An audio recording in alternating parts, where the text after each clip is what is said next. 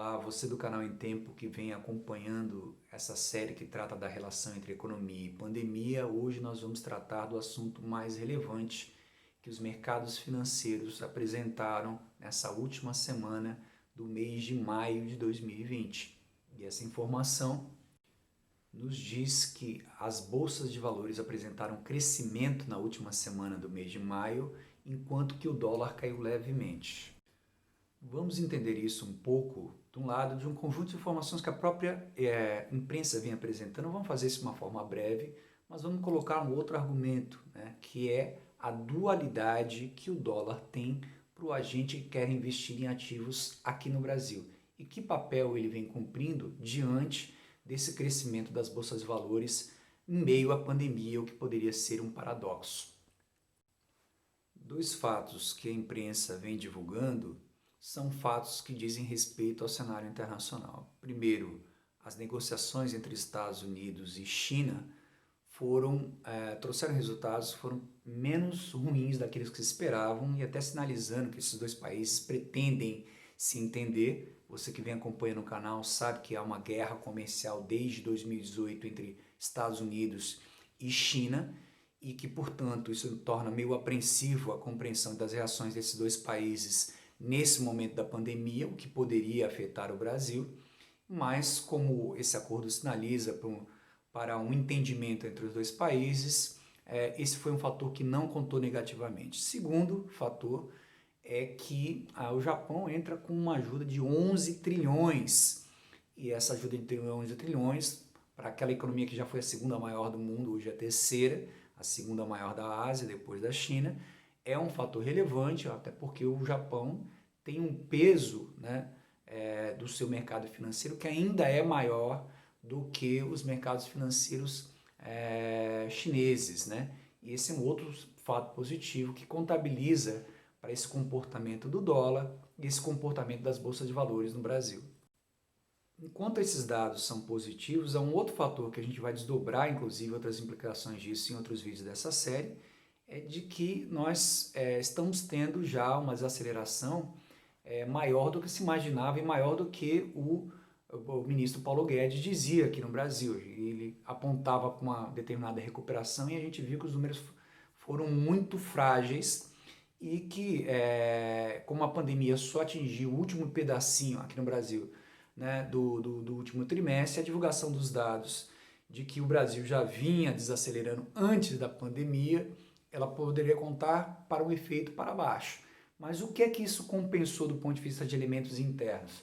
O entendimento do governo com o Centrão. O governo que sinalizava com uma nova política, não faria concessões, né, está fazendo concessões para tentar governar e tentar aprovar medidas, e o mercado entendeu que essa negociação, esse entendimento, essa sinalização do governo oferecendo cargos para o Centrão, envolve um entendimento do governo que se implica em menor instabilidade e implica maior possibilidade de aprovar reformas que interessam aos mercados financeiros.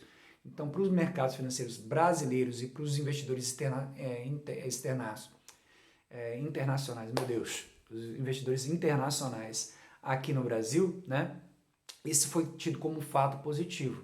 Isso então colaborou para que as bolsas de valores não tivessem queda, que por sinal subissem nessa última semana de maio, e que o dólar tivesse uma queda bastante tênue.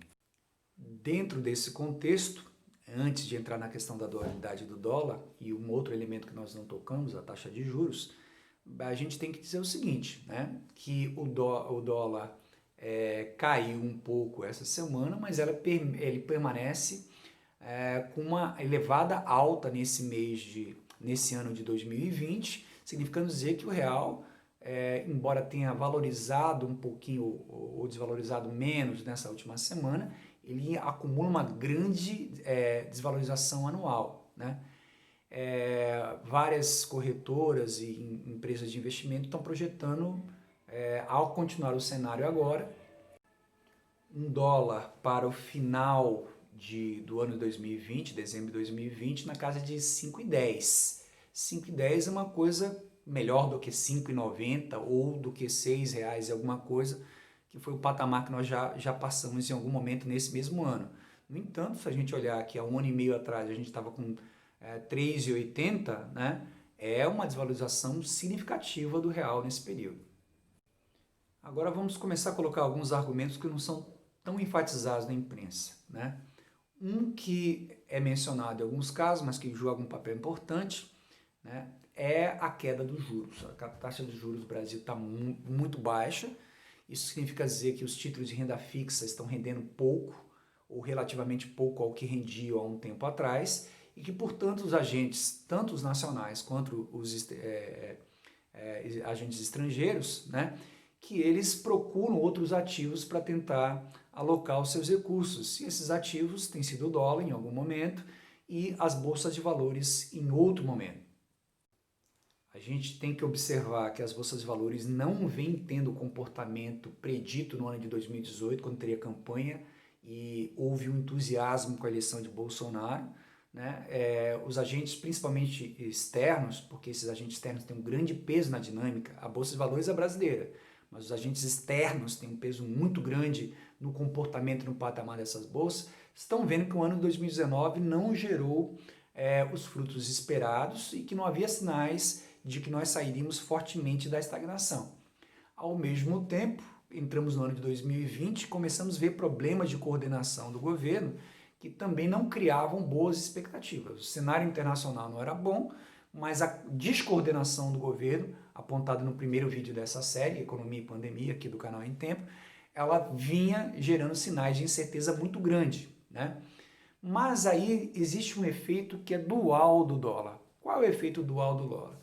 Quando eu retiro, agente nacional, e principalmente o agente externo, agente o investidor americano, o investidor europeu, o investidor asiático, eu tiro o dinheiro da economia brasileira, esse dólar fica mais escasso e o seu valor sobe em relação ao valor do real, né? Só que acontece dois elementos ali da história, né?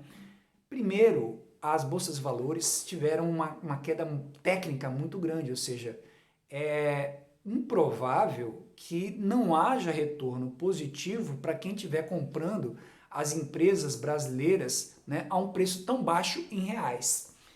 A dualidade do dólar é o seguinte: quando eu retiro o dinheiro do Brasil, eu torno o dólar mais caro em relação ao real, ou seja, eu tenho que pagar mais reais para obter a mesma quantidade de dólares.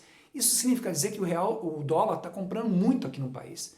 E os agentes externos dizem, olha, tudo bem, tirei meu dinheiro, estou achando que essas bolsas de valores, essa economia brasileira não vai render, só que está muito barato isso aqui. Então, de um lado, tecnicamente, né, o valor das ações das empresas estão muito abaixo daquilo que não viria a dar um retorno considerado positivo ou aceitável para investidores externos. Segundo, é que em termos de dólar, neste momento, fica muito barato comprar essas ações. Então, a conjunção dessas duas coisas, né, a baixa técnica muito grande do valor das empresas brasileiras, com a valorização muito grande do dólar, estimulou que esses investidores fizessem investimento nas bolsas de valores e as bolsas de valores passaram a reagir. Então, nós terminamos esse momento, né, do final de maio de 2020 com um crescimento das bolsas de valores e uma queda, atenuação da razão do dólar, né? Isso se deve muito menos a uma expectativa de crescimento, como o governo quis vender, que é privatizar, né? Porque muito pelo contrário, né, a solução que o mundo está entendendo é que precisa da participação do Estado. E essa informação do Centrão diz que o governo pode entender melhor ou ter uma base de apoio melhor para aprovar medidas, né? Significa dizer que o Estado pode usar mais,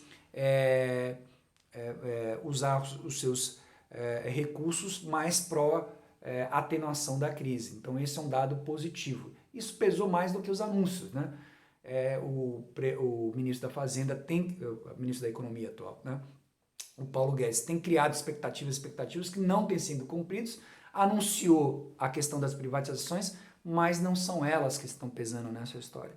O peso que está tendo é apenas do ponto de vista de aplicação nessas circunstâncias, aplicações de dólar ou de investidores estrangeiros ou por fenômenos técnicos, né, as bolsas de valores reagiram nesse momento.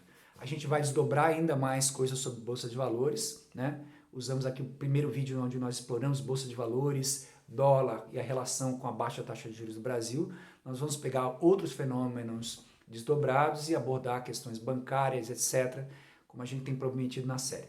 Mas, por enquanto, ficamos por aqui. Um prazer ter essa conversa com vocês. Agradeço muito os retornos. Aliás, talvez num outro texto de um vídeo eu vou agradecer um pouco mais.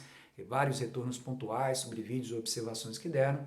Mas isso é um dia depois do outro, né? Cada dia depois do outro, né? Um abraço e até a próxima.